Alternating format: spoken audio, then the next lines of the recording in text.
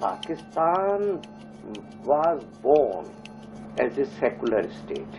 Quaid-e-Azam never used the word Islamic Republic, never. The foundation of Pakistan is Islamic. हमारा पाकिस्तान जो बना था वो तो इस्लामी निज़ाम के लिए बना था. जब ये पाकिस्तान बन गया और इस्लामी निज़ाम अगर उसी वक्त नाफिज कर दिया जाता तो यहाँ मसाइल न बनते. जिहाद के लिए उठ खड़ी हो. आप सब तैयार हैं? इंशाअल्लाह.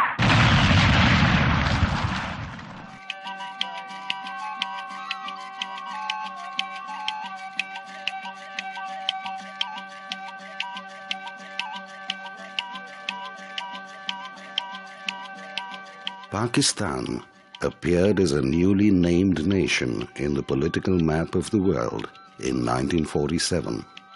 But in the atlas of human civilization, the region has a very long and colorful history. Recently, French archaeologists working in Mehergarh, a remote area in Balochistan, Pakistan's largest province, excavated sites of Neolithic age human habitation dating from 7000 BC. अब हम जा रहे हैं मेहरगढ़. मेहरगढ़ का मतलब है मोहब्बतों का सरजमीन, मोहब्बतों का वतन, लैंड ऑफ लव. मेहरगढ़ की शिनाख्त पूरी दुनिया में उसके 9000 साल पुराने आसार कदीमा की वजह से है. ये बलूचिस्तान का एक कौमी और कीमती वर्सा और असासा है. बेसिकली ये इलाका बलूचिस्तान के ज़िले कच्ची का इलाका है. This discovery takes us further back in time from Indus River Valley sites, which were first discovered in the 19th century by British archaeologists. At Mohenjo-daro and Harappa, ample evidences of advanced urban civilization that thrived around 3000 BC revealed that the Indus Valley was the largest of the four ancient civilizations in Egypt, Mesopotamia, India and China. Shortly after its emergence in Arabia, Islam arrived in India in the trail of Arab war hero Muhammad bin Qasim's conquest of Sindh. In 712 AD, he built a fort at Banbhor on the shore of the Arabian Sea near the modern-day city of Karachi and established the first mosques of India. Bin Qasim defeated King Dahir of Sindh and is credited with introducing Islam to India. Later, Muslim religious men, now referred to as Sufi saints, took their peaceful teachings to the local people of the Indus River Valley and elsewhere.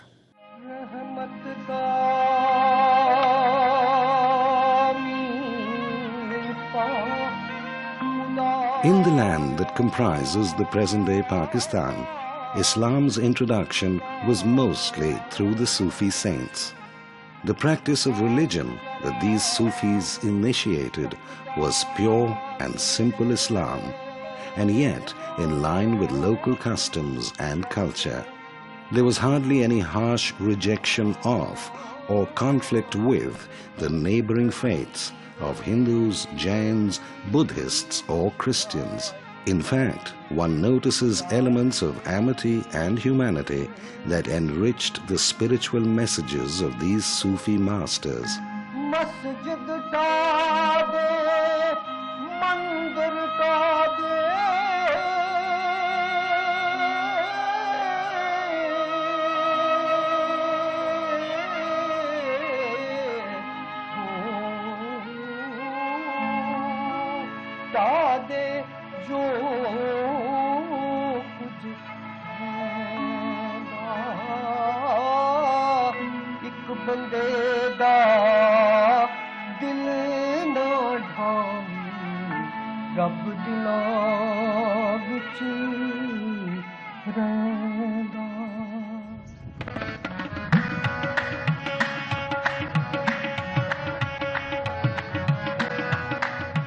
The shrines of these Sufi saints litter the countryside and continue to spread the spiritual messages to their flocks to this day. In Thatta, in the province of Sindh, we spoke to the Khadim, Jumma Khalifa, at the Sufi master Sheikh Ali Baba's shrine. तो ये तो मतलब जगह साई का साल का चलेगा जगह पर नहीं जगह आदमी जगह 10 दिन बैठेगा वो आएगा गाना गाए बजाएगा. This rich, millennium-old tradition of Sufi Islam in Pakistan has been under attack in recent decades by an intolerant creed of Islam known as Wahhabism, imported from Saudi Arabia, which brutally transformed Pakistan by a streak of Islamic fundamentalism. Usurpation of power, murder of political opponents, and robbing people of their democratic and civil rights were all done in the name of upholding Islam. In the modern day, we have many Muslim states. They are nation states. Now, the concept or the theory which has been developed by Ikhwan al-Muslimin in Egypt and Maulana Maududi in Pakistan, the theory is known as the New Jahiliyyah. One of the most prominent Islamic political ideology of the time became that of Jamaat-e-Islami Party, which was formed in 1941 by Abul Ala Maududi of Lahore. Through his prolific writings, which were disseminated throughout the world by the Saudi Arabian authorities, we talked to Maulana Maududi's son at their residence in Lahore. तो उस ज़माने मौलाना अब्दुल कलाम आज़ाद भी आया करते थे वहाँ, बाद में भी आते रहे. तो मौलाना ने उनसे ये कहा कि मैंने सुना है कि तुम जमात बनाने का इरादा है तुम्हारा. कहा जो उसका दस्तूर है वो मुझे दिखाना. चुनांचे वालिद हमारे कहते हैं कि मैंने उन्हें जमात का दस्तूर दिया. तो उन्होंने कहा अच्छा कल इस पर बात करेंगे. तो दूसरे दिन उन्होंने कहा कि इस दस्तूर के नतीजे में जो जमात वजूद में आएगी वो एक फाशिस्ट तंजीम होगी. और उन्होंने कहा कि मेरी राय ये है कि तुम ये सब काम छोड़ दो, ये बेकार है, इसमें कुछ नहीं रखा, मैंने सब कुछ करके देख लिया है. सांप बिच्छू एक जगह जमा हो सकते हैं, मजहबी तबकात एक जगह जमा नहीं हो सकते. मजहबी लोगों को जमा करके कुछ नहीं किया जा सकता. Maulana Maududi and the Ikhwan al-Muslimin have used identical words. The Muslim party is obliged to overtake the rest of the world in order to reform them. This is a party of reformers. We have to carry the message forward. If necessary, we will carry it by sword. In 1947, on the eve of the departure of British colonial administration of India, a handful of Muslim League politicians, under the leadership of Muhammad Ali Jinnah, insisted on a separate homeland for India's Muslims, based on the theory that Hindus and Muslims are two separate nations, even though Jinnah was personally a non-communal and secular man. Jinnah's secularism irked Maududi, and he became a fierce critic of Pakistan's founding. हमने पाकिस्तान की मुखालफत की, हमने से ना पाकिस्तान हमारे वालिद ने ना पाकिस्तान का. और जिन्ना साहब से कहा कि जो साहब अपने जिस्म पर 6 फुट जिस्म पर दीन नाफिज नहीं कर सकते वो मुल्क पर क्या करेंगे. लेकिन उसके बाद पाकिस्तान बनने के बाद हमने कहा कि नहीं जनाब, पाकिस्तान तो बनाया ही हमने, हम असल में इकबाल जिन्ना साहब और मौलाना मौदूदी ये असल में हैं उसके. Jinnah expressed his vision of Pakistan as a modern, democratic, secular state. But his dream of a secular Pakistan died with his own untimely demise in 1948. I'm standing in front of the residence of Quaid-e-Azam Muhammad Ali Jinnah here in Karachi. He wanted Pakistan to be a country where religion or faith would be a very private affair. The Islamic ideology was never heard of during the entire Pakistan movement. Maududi invented a new word. He said, now we are going to have an Islamic state. What is an Islamic state? When Maududi Sahib and other ulama of Pakistan were examined in the Munir Inquiry Tribunal, they could not define what is an Islamic state. But all of them were unanimous that if a state is to be formed according to the declaration of Quaid-e-Azam Muhammad Ali Jinnah of the 11th August, where he said the state has nothing to do with your religion. You may be a Muslim or a Hindu or a Christian. You may go to your temple or your mosque or your church. State has nothing to do with that. All of them said unanimously, if a state is formed on that line, we do not accept it. This is the rise of Islamic militancy has something to do with the with a two-nation theory itself. Pakistan was made on two-nation theory. So what do you expect from what would come out of two nations theory? The demand for a separate state was made on the basis of, or for a community which identified itself by religion. First time in 1956, they used the word Islamic Republic of Pakistan in the first constitution of 1956, which could not last for more than a couple of years. This was I call it in Urdu and maybe in Arabic, munafqat. You are using religion for your personal political objects.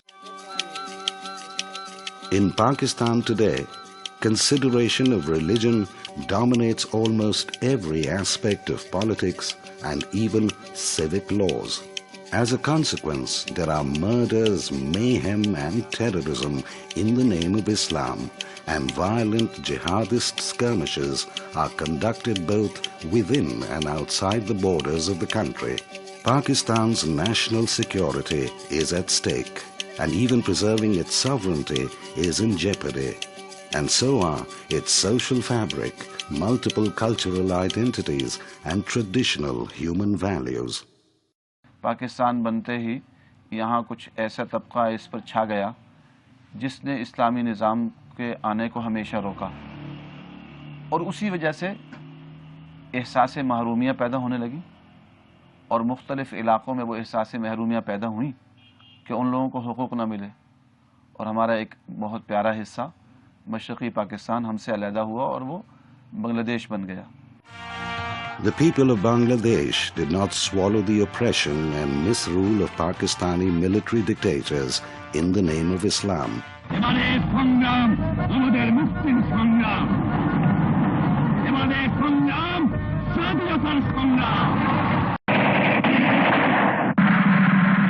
With the democratic rights of the people rejected by the army junta, the breakup of Pakistan and the emergence of a democratic secular Bangladesh became inevitable through a bloody war of aggression. In the period of 9 months of the War of Liberation in 1971, the Pakistani military and their local collaborators, the Jamaat-e-Islami of Bangladesh, managed to mass murder 3 million people, rape 200,000 women, force 10 million people to leave their homeland, and conduct other crimes against humanity, all for the sake of Islam and keeping Pakistan intact.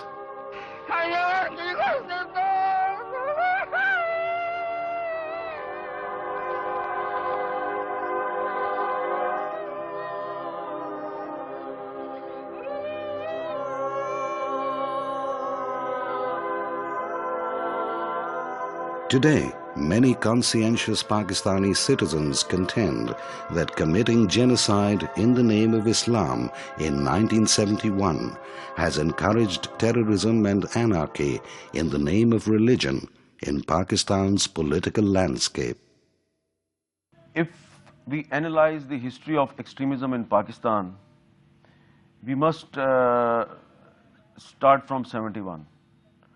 When Pakistan Army created Al-Badr and Al-Shams in the name of Islam, so the Al-Badr and Al-Shams was used by the Pakistan Army against Awami League and other pro-independence parties, and they were used in the name of Islam. So that was the beginning. What happened after the fall of Dhaka? Bhutto was the first man who declared minority, a Muslim community, in the name of Qadiani. Secondly, at that time he started patronizing Maulvis in Afghanistan. In 1973, Mr. Bhutto hosted some Islamist professors and students of Kabul University who had fled, fearing for their lives when Sardar Dawood's coup took place in Afghanistan. And some names I'll mention, and that will immediately make it clear to you. Professor Rabbani, Gulbuddin Hikmatyar, Ahmed Shah Massoud, they all came here. And they were taken under the wing of Nasirullah Babar and the ISI. And Mr. Bhutto's orders were to equip, train, finance them, and that is the embryonic beginnings of the Mujahideen struggle in Afghanistan. Before 71, in our textbooks, Hindu was not enemy of the nation. After 72, we discovered an enemy in our textbooks, and we started poisoning the minds of children with that change. That was most dangerous thing which started by the regime of Bhutto Sahab.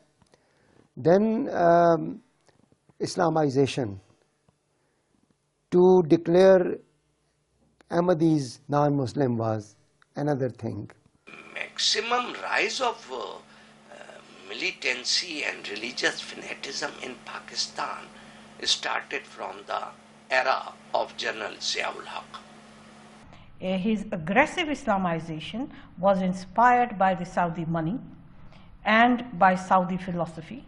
And I think there was a collusion at that time between Ziaul Haq's regime and the Saudi establishment to ensure that Pakistan became not just a Muslim state, but a Sunni Muslim state. When the government of Zulfikar Ali Bhutto was toppled in 1977 by General Ziaul Haq, Jamaat Islami joined the government of General Ziaul Haq. There were two ministers of Jamaat Islami. Wahhabi, Salafi, Saudi Arabian Islam being forced and rammed down our throats since the time of General Ziaul Haq, 1977 to 1988.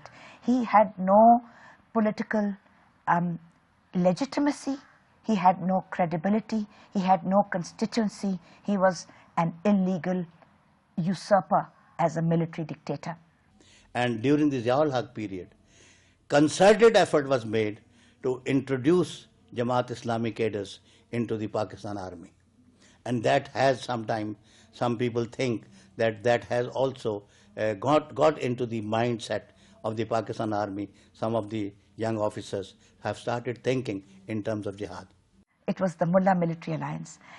But that was not just to retain control and power over the government of Pakistan and over the state institutions, such as the parliament and the judiciary, and of course he was the executive, so he had control over everything.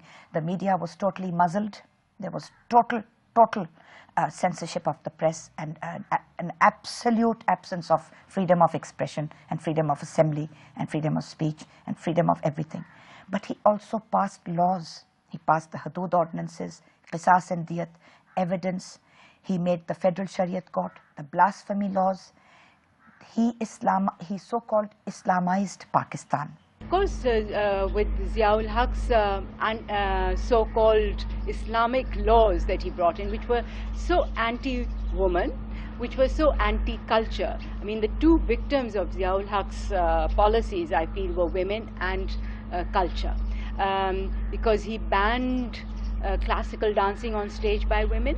And this is now 81, 82, 83. One could not perform on stage without getting an NOC, a no objection certificate. And every time one got that, one had to actually say that one is not going to be wearing the ghungroos, the bell, ankle bells, and dancing. Pakistan may be the only state. He promoted militancy in their own land. I never heard, maybe I don't know very close history of Africa. Otherwise, I never heard that a state is developing itself, terrorism and militancy. This is not only, for me, this is not only ISI. This is the army, which have created this militancy aligned with the CIA. जब Russia यहाँ आया अफगानिस्तान में, तो America ने इन्हीं लोगों को इस्तेमाल किया. ये उसामा उन्हीं के लायवल था. उसामा अमेरिकन स्पॉन्सर्ड था ना, अमेरिका ही लेके आया था ना। और ये सारे मौलवी भी उन्हीं के। ये जिहाद अफगानिस्तान का जब किस्सा था, चुनाचे जिहाद अफगानिस्तान जब ख़त्म हुआ तो उसके बाद मियाँ तुफैल का ये इंटरव्यू छपा हुआ मौजूद है जो अमीर जमात थे कि जी हमें पता भी नहीं लगा और हम अमेरिका के हाथों इस्तेमाल होते रहे। यानी ये इतने ही नादान थे कि इन्हें पता ही लगा अमेरिका के हाथों। बात यह है कि वहाँ से डॉलर जो आते थे वो आपका मुंह बंद किए हुए थे और आंखें बंद किए हुए थे, और क्या था।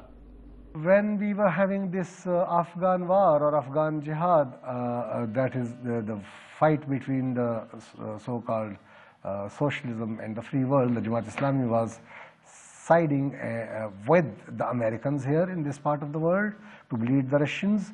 They were welcoming all sorts of jihadis from entire world. They were getting a lot of direct and indirect funds from militants from Pakistan and abroad and other countries. Jamaat Islami primarily has been a religious-oriented party in the sense that it wants to reform politics through the means of religion, and therefore has had some connection with those extremist groups which neither recognize democracy nor recognize liberal secular political systems, and basically want to create a militant Islamic state. मियाँ तुफैल के बाद जो अमीर जमात बने थे काजी हुसैन अहमद, ये सवात में lecturer थे ज्योग्राफी के, सॉडमी के इल्ज़ाम में वहाँ से निकले थे। एक लड़के के साथ ज्यादती करने के इल्ज़ाम में, सॉडमी के इल्ज़ाम में निकले थे और 2 दफ़ा पागल खाने में एडमिट रहे। ये ऑन रिकॉर्ड बात है, कुछ ढकी छुपी नहीं। बल्कि उस ज़माने में, जिस ज़माने में मुशर्रफ था, तो मैंने ये अखबार में ये एक इंटरव्यू में कहा था कि ये 2 दफ़ा पागल खाने में रहा। उसके बाद मुशर्रफ ने मुझे फ़ोन करके पूछा कि भाई तुमने ये बात कही कि मैंने कहा जी पागल खाने से रिकॉर्ड निकलवा लो तुम, उसमें मेरे से क्या पूछ रहे हो तुम, उससे निकलवा लो। तो निकलवा के देखा। फिर एक मीटिंग में काजी साहब ने कुछ बकबक की तो उसने कहा मैं तुम्हें वापस पागल खाने में दाखिल करा दूंगा, ज़्यादा बकबक की। ये चुप हो गया बिल्कुल खामोश। तो सारे बद किरदार लोग हैं, सिर्फ मज़हब का लिबादा इन्होंने इसलिए ओढ़ रखा है कि लोगों लूट मार के पर्दा डालने के लिए। In Pakistan, it's a menace. Your Jamaat Islami in Bangladesh has been controlled by Lahore. Most of the Al-Qaeda terrorists have been caught in Pakistan, are been given refuge by Jamaat Islami. Sheikh Khalid Muhammad is one example. Daniel Pearl was beheaded in a house by a Jamaat Islami member named Maiman. And Maiman was, of course, a reputed Jamaat Islami member whose house was used, and he provided shelters. So Hizbul Mujahideen al-Alami, they carried out bombings in Pakistan on Shia shrines and killed foreigners and all. It was the B team of Jamaat Islami. कि हमारे वालिद ने इस्लामी जमीयत तलबा बनाई, जमात इस्लामी बनाई, लेकिन हम 9 बहन भाई, हम में से कोई आदमी ना इस्लामी जमीयत तलबा ना जमात इस्लामी कभी ना इसके कभी पास गए, ना मुत्तफ़िक़ है, ना रुकन है, ना बल्कि कभी अगर जलसे जुलूस में हम कभी दूर से नज़र आ गए तो ऊपर से उन्होंने देखा उसे, तो उन्होंने हमसे पूछा कि तुम्हारा क्या काम था वहाँ, तुम क्यों वहाँ गए। उन्होंने बिल्कुल हमें अलग रखा, बिल्कुल ऐसे ही अलग रखा जैसे कोई ड्रग पैडलर होता है, वो अपनी पुड़ियाँ जो है बाहर ही छुपा के रखता है, वो अपने घर नहीं लाता। हमारे वालिद ने ये सारे नज़रियात, ये सारी फ़िक्र, ये सारी चीज़ें जो है इन्हें बाहर रखा अपने घर से बाहर। घर में उन्होंने कभी हम लोगों इंग्लिश स्कूल से पढ़ते रहे, हमने तमाम किया, हमें उन्होंने कभी न जमात न जमीयत न कुछ, और हमने अब कभी जमीयत का साथ भी नहीं दिया। स्कूलों, कॉलेजों, यूनिवर्सिटियों में कभी जमीयत का साथ नहीं दिया, ना हमें कभी इनको अच्छा समझा, इसलिए कि हम इन घर में इनके सारे मुजाहिरे देख चुके थे, इनकी गुंडागर्दी, बदमाशी सारी। The government has used Jamaat Islami in Pakistan either to gain influence in a foreign country, Bangladesh being an example, and in Pakistan. The Bali bomber was trained and everything, and it's now proved that it's when Umar Patik was caught, one of the Bali bomber mastermind was caught from Ahmedabad, was actually a Jamaat Islami member. Ziaul की अजीब आमलियत, वो उसने मतलब मज़हब को use किया, इस्लाम को use किया, यहाँ के लोगों को यूज़ कर, उसमें फंड आया बहुत सऊदी अरब से। उस वक्त हमारा अमेरिका भी बहुत खुश था कि कोई यहाँ पे ईविल आया है, सोवियत यूनियन उसको मारना है, तो इन्होंने सारों ने मिलजुल के एक बहुत बड़ा लिथल बम बनाया जिसमें इंटरनेशनल कंसेंसस था, जो कि मार्गरेट थैचर जैसे लोग कहते थे कि कमाल कर दिया है गुलबदीन हिकमत यार ने। वहाँ पे कैपिटलिज्म कह रहा था अमेरिका का कि कैपिटलिज्म को बचाना है तो जहादियों को फंड देना है, और ज़िया-उल-हक उनकी डार्लिंग थी, और वो जो शेख मुजीब को मार के बैठे थे वो भी यहाँ आके पनाहे लेते थे। उस वक्त हम बहुत बड़े, दुनिया के बहुत बड़े माने हुए और ठप्पा लगाया हुआ, सर्टिफिकेट स्टैंप लगाया हुआ, उसमें हमारा सूफीज़्म मरा। We travelled to Hazar Khwani, 25 kilometers from Peshawar, to visit the shrine of the Sufi saint Rahman Baba, which was targeted by the militant Islamic extremists.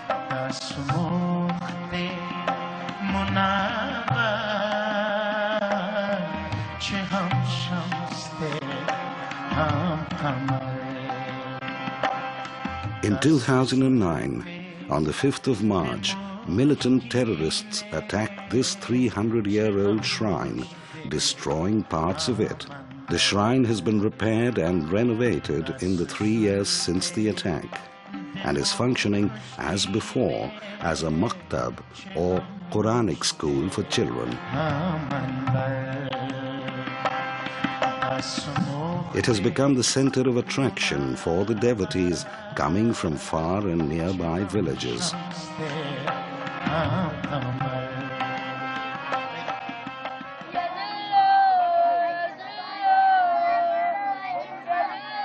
We spoke to the khadim of the shrine. उस वक्त सुबह के जो हालात थे उसके पेश नज़र तकरीबन पूरे पाकिस्तान में दहशतगर्दी की एक लहर शुरू थी और अक्सर कुछ इस तरह अनासिर भी थे जो औलिया किराम के दुश्मन थे।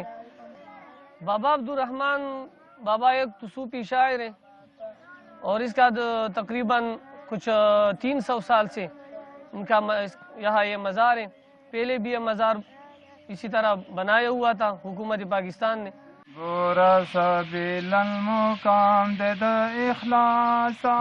listened to the devotional songs in the local traditional tune dedicated to Rahman Baba, who was himself a well-known composer.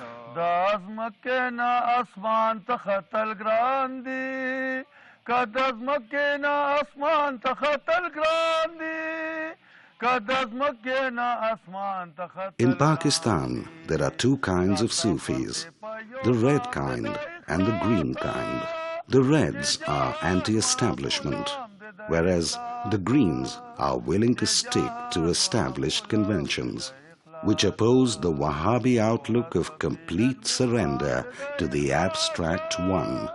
Militants were against all sorts of Sufis who were not towing the line of Wahhabi Islam, and they attacked all shrines irrespective of the schools of Sufism, be that Chishtiya or Naqshbandiya or Qadriya, and they were more having a strict code of Wahhabi Islam. The Wahhabism, as you say, they call themselves Salafis here. And the Pakistani Salafis are not aggressive, not at all. They have no history of committing crimes, etc. But it was the people who came from Saudi Arabia and from the Middle East who were given to this kind of a creed. And they came during the Afghan Jihad against the Soviet occupation of Afghanistan. And they tried to spread their own. So some of our areas were affected by their ideology and their interpretation of Islam. But these people that Hafiz Saeed, etc., or Lashkar-e-Taiba as it was called, they are not militants per se. I mean, they are not within the society, they don't create any trouble. यूनिवर्सिटियों में मैंने पढ़ाया है और बाहर की यूनिवर्सिटियों में मैंने lectures दिए हैं। इसी तरीके से फिर ये सियासत का मैदान भी हमने इख्तियार किया है, दीन और दावत का मैदान भी अल्हम्दुलिल्लाह हमने अपनाया है। तो ये सारे मैदान हमारे लिए इकट्ठे मैदान है, हम इनको जुदा जुदा नहीं समझते। हम दीन और सियासत को अलग अलग नहीं करते, हम इकट्ठा चला रहे हैं। Wahhabism is planted here by the establishment, the army of Pakistan, and it was properly then taken care of while it was in its nursery stage. So as far as the growth of Wahhabism is concerned, it's not natural, it's not something that belonged to the ground, to something that belonged to the land, it's imported. So that's how I believe it came and sort of grown into Pakistan the way it has. Wahhabism also suited perfectly to the idea of war. It's dry, it doesn't believe in rituals, and it doesn't connect with elders and history and civilization. Now these terrorists have started attacks on shrines, Sufi shrines. There are 5 attacks in last 2 years, 5 to 6 attacks. Why they are attacking?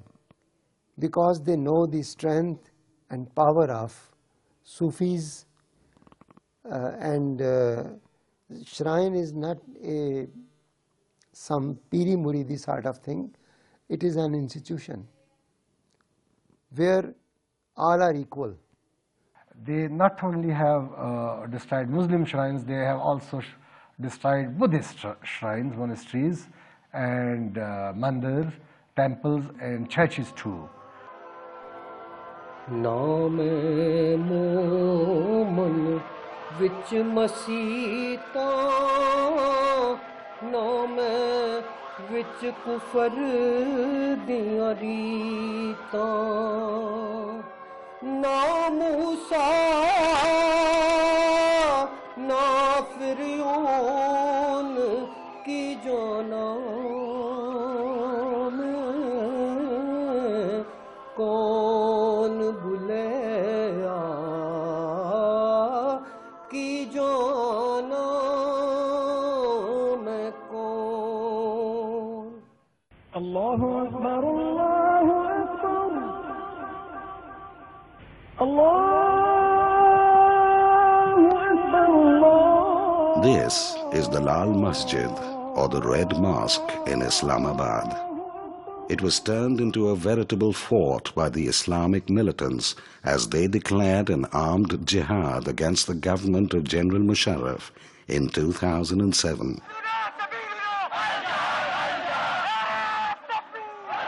The Lal Masjid and its affiliated Jamia Hafsa Madrasa were illegally constructed on public land, and in the ugly struggle to rescue the area from the illegal occupation, more than 100 militants lost their lives, the majority of whom were the female students of the madrasa.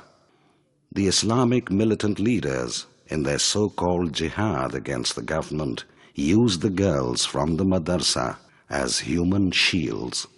In that terrifying holdout of Lal Masjid from 3rd to 11th July in 2007, 2 brothers, Maulana Abdul Aziz and Maulana Abdul Rashid Ghazi, acted as leaders of the militants. The younger brother, Abdul Rashid Ghazi, was killed in the scuffle, or jihad, and Abdul Aziz was arrested. A young son of Abdul Aziz was also killed in the Lal Masjid jihad. Maulana Abdul Aziz spoke to us. आज तक इस्लामाबाद जो हमारा जहां आप बैठे हैं, यहाँ मदारिस के लिए कोई ला मौजूद नहीं है कि मदारिस को ज़मीन दी जाएगी, कोई ला नहीं है. यानी आप 1 करोड़ रुपया भी दें, 10 करोड़ भी दे सकें, तो आप इस शहर में इस्लामाबाद में मदरसे के लिए ज़मीन नहीं खरीद सकते. दीनी काम के लिए आप सिनेमा के लिए खरीद सकते हैं, कोई और चीज़ के लिए खरीद सकते हैं, लेकिन इस्लाम के लिए कुछ नहीं. इसका नतीजा ये हुआ कि अब मदारिस की ज़रूरत थी. उलमा ने यह किया कि जहाँ किसी जगह पर भी जगह मौजूद थी मस्जिद के तहत, तो वहाँ नजरिया ज़रूरत के तहत मदारिस बनाए और मसाजिद भी बनाई. आखिर मसाजिद तो बनानी थी, और इस तरह बहुत सारी मसाजिद भी बन गई और मदारिस भी बने, लेकिन वो गैर कानूनी करार पाए. Lal Masjid was established on an encroached land. It wasn't supposed to be there in the first place. Okay, you have a masjid, but that doesn't mean that you will turn it into a madrasa and then you will turn it into an armed fortress. And then you will teach extremism, and then you will collect weapons from all over the country in that place. And when you're asked to evict, you will start a fight, armed violence. Al Mosque had links with Al-Qaeda since 1980s. The first ever suicide bombing in Pakistan in Islamabad was an Egyptian embassy bombing in mid-1995 or something, mid-90s. and was orchestrated by Ahmad al-Zawahiri, who has written in his book so clearly about it. And the bombers stayed at that mosque at that time.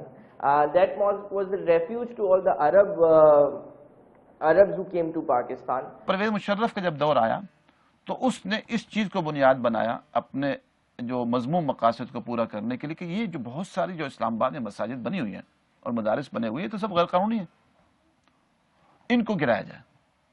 और बहाना ये बनाया कि ये security risk हैं, सड़कों के साथ हैं, ये सड़क के साथ है, वो सड़क के साथ है, इन सबको बिल्डोज किया जाए। उसके लिए 80 मसाजिद की लिस्टें जारी कर दी गई, जिनमें से 7 को 10.5 गिरा दिया गया।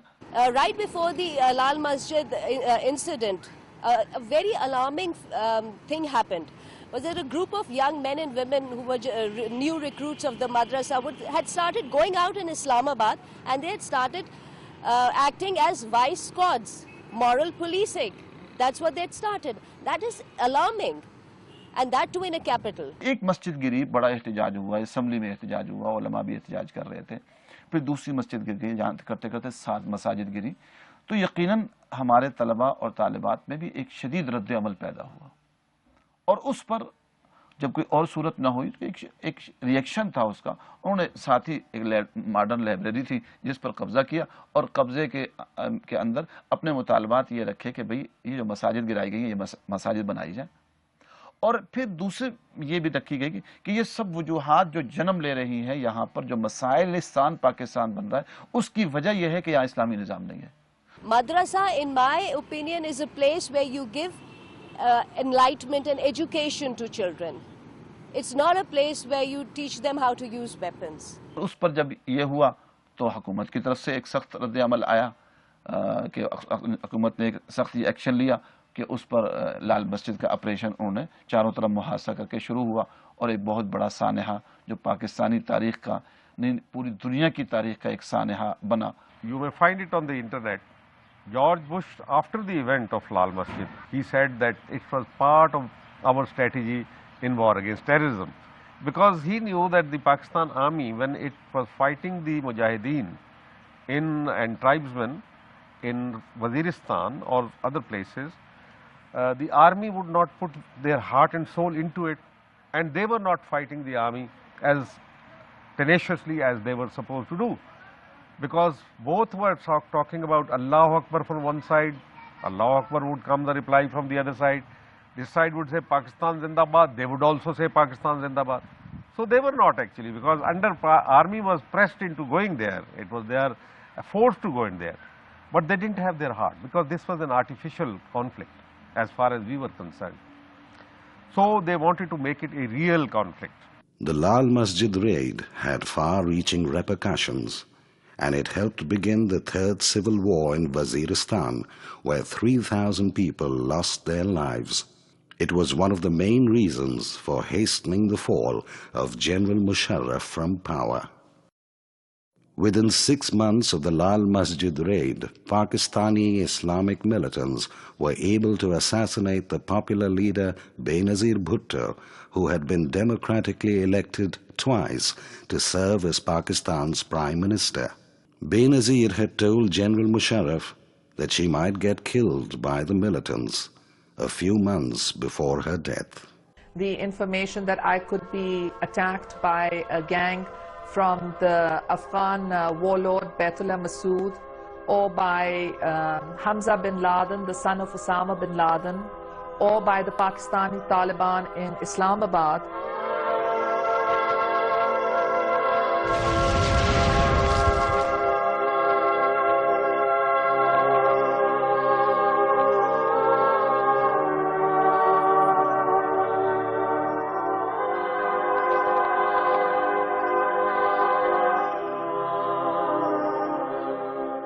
In 2011, the Islamic militants murdered Salman Taseer, the progressive, liberal and widely respected governor of Punjab.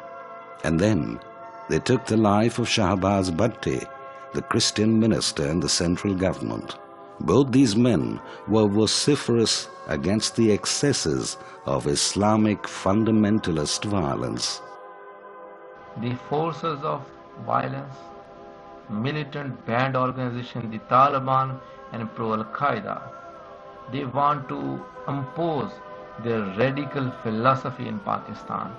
And whoever stand against their radical philosophy, they threaten them. Governor Punjab Salman Taseer was killed by a member of his own security guard detail who sympathized with the Taliban and Al-Qaeda and felt that Governor Salman Taseer should not have expressed sympathy and support with a Christian woman who has been jailed under the blasphemy law. I believe in rule of law. Salman Taseer was the constitutional head of the biggest province in Pakistan. He himself broke the law.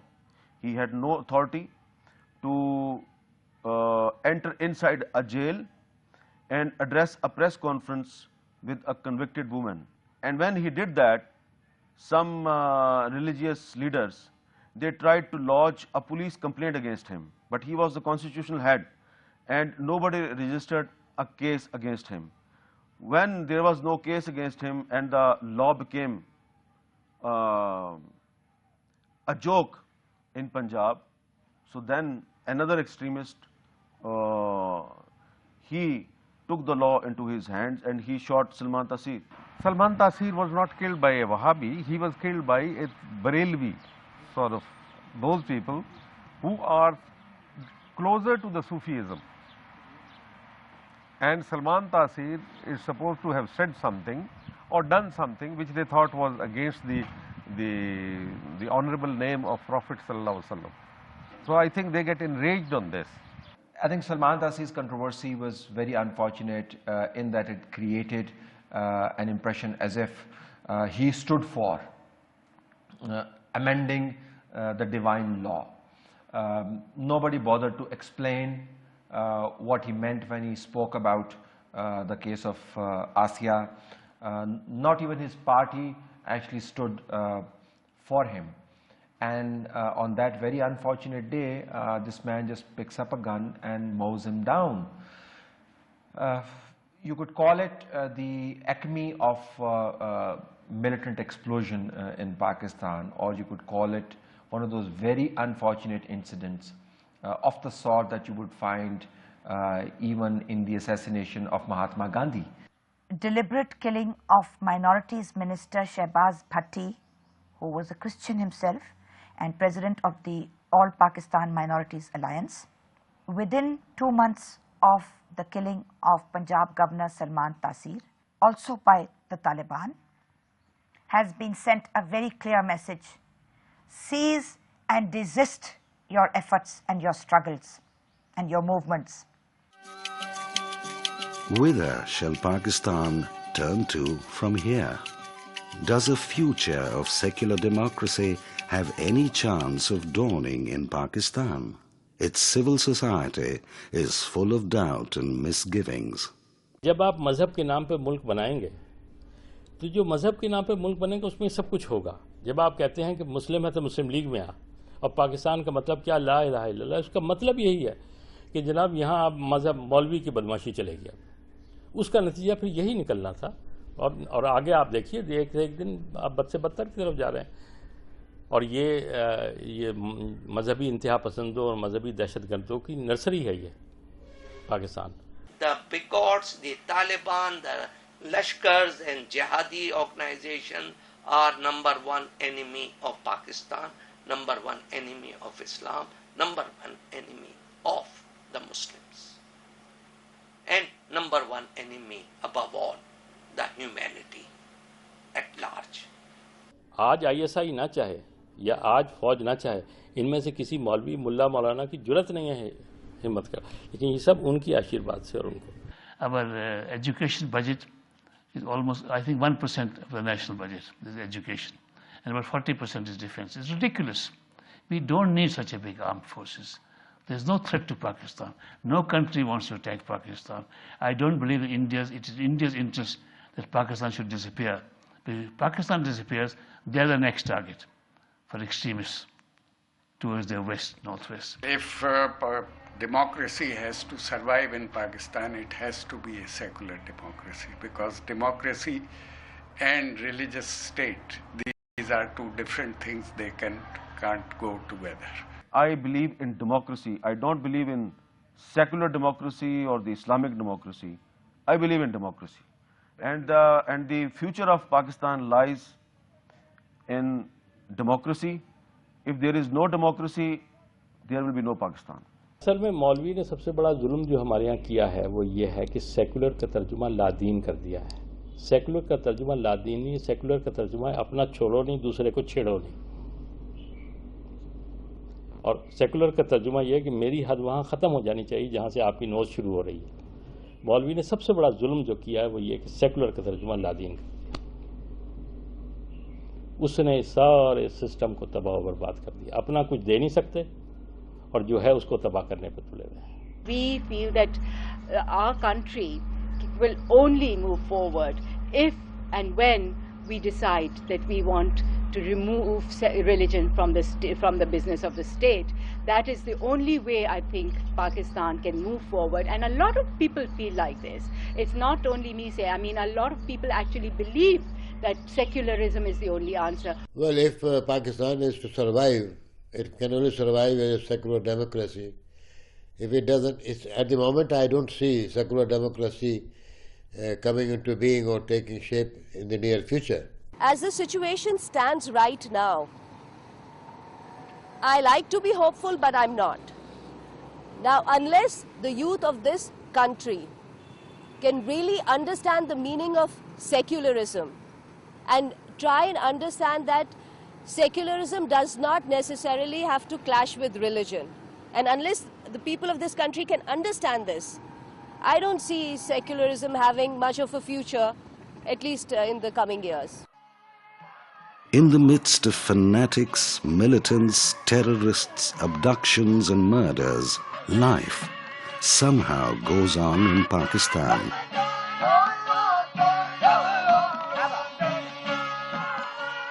Every Thursday and Friday, large crowds gather at the shrines of Sufis. Defying all threats and intimidation, they pray, sing and dance.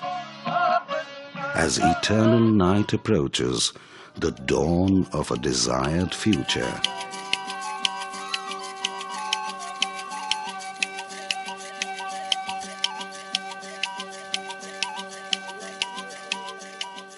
The elderly are beginning to lose hope, but many in the younger generation are hopeful about the future of secular democracy in Pakistan. We need to be liberal basically, to understand everybody and understand the rights of other people too. As far as democracy goes, that's very, very natural for every human being to demand, to have. And as far as the secularism goes, I personally feel that that too is very, very natural.